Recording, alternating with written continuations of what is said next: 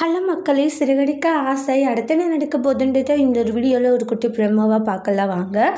மீனா இந்த மாதிரி ஸ்ருதி ரவி கிட்ட சொல்கிறாங்க, இந்த மாதிரி ரவியோடைய பேரில் ஒரு பூக்கடியாக அந்த நீத்து ஆரம்பிச்சிருக்கான்ற மாதிரி. இதை கேட்டுட்டு அவள் எதுக்காக ஆரம்பிச்சிருக்கா, என்ன மீனா பிரச்சனை அவளுக்கு அப்படின்றாங்க.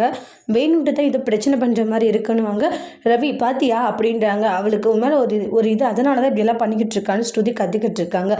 ஸ்ருதி சும்மா தேவையில்லாமல் டென்ஷன் ஆகிட்டு இருக்காது, எதுக்கு எடுத்தாலையும் போய் பார்க்கலாம் வான்னு சொல்லிட்டு போகிறாங்க. அங்கே நீத்துக்கிட்ட போயிட்டு நித்தும் எதுக்காக இப்படி தேவையில்லாமல் வேலைகளெல்லாம் பார்த்துக்கிட்டு இருக்க சொல்லுன்றாங்க. நீ பண்ணுறது எதுவுமே எனக்கு பிடிக்கவே இல்லை அப்படின்றாங்க.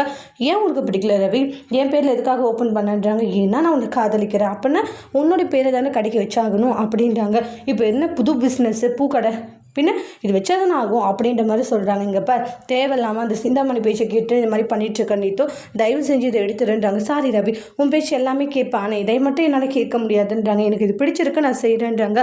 தேவையில்லாமல் மீனாணியோடைய கடி அடிக்கணுன்றதுக்காக இந்த மாதிரி பண்ணிகிட்ருக்கேன், இது சுத்தமாகவே சரியில்லை, நீ ஏன் இப்படி பண்ணிகிட்ருக்க நீத்தோ, வர வர நீ ரொம்பவே மாறிக்கிட்டு வரேன்றாங்க. நான் மாறிட்டு இருக்கேன்னா, நீ தான் ரொம்ப மாறிட்ட ரவி, நீ மாறினது எனக்கு கஷ்டமாக இருக்குது அப்படின்றாங்க.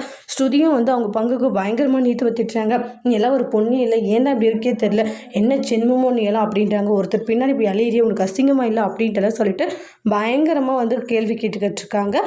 அதோட இந்த பிரமும் முடிச்சிருக்காங்க. தேங்க்யூ.